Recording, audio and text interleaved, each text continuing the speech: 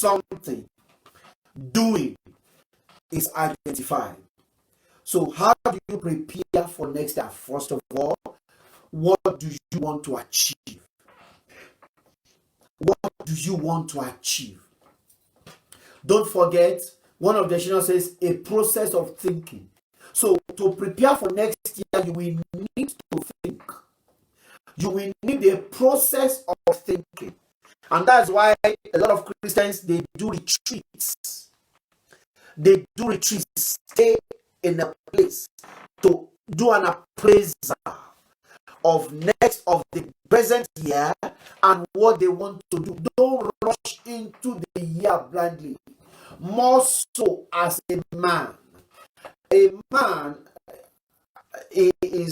has leadership bestowed upon him, whether he likes it or not. It's one thing to be, you may never be a CEO of a company. You may never be an owner of a business, but you are a natural leader as a man. Why? If you are married, you are supposed to lead your home. If you are married, if you have children, you expect that the children look up to you for answers. So that is leadership thrust upon you, whether you like it or not. Where you find a home that is the man is not taking leadership, there will always be a problem.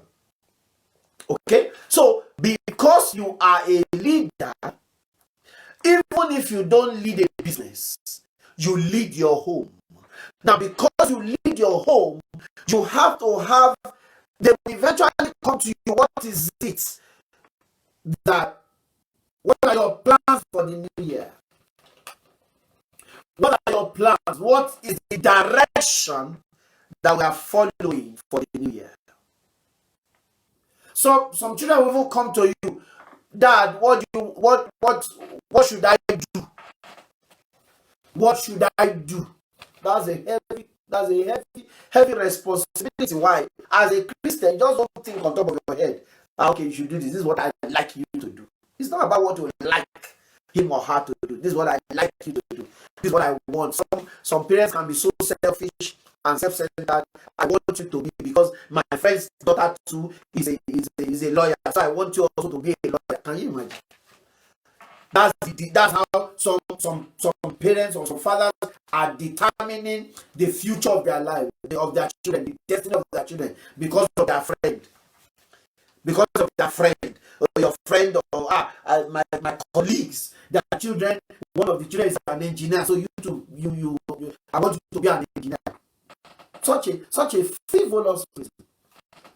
You have to stay in the presence of God to say, okay, you don't just decide what you want to achieve. What do you want to achieve? What are your expectations? What are you looking forward to? What are your desires? And don't do that just walking on the streets. You don't do that in parties. You study. Bible says, they that wait upon the Lord. I make bold to say, but every man, I don't know when it's convenient for you, but before you go into a new year, you should have a retreat. It should be a policy for you. For some, they do it maybe first week in January, or it depends. Some have done, but just make it a duty. You should have a time to tarry before the Lord. As a matter of fact, every Christian. But don't forget that I always say, in man to man, we look at the issues from the angle of men.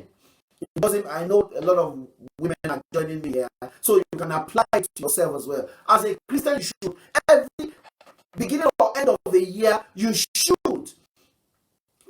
first spend time to seek the face of God, to know and also to commit. What is it do you want to achieve?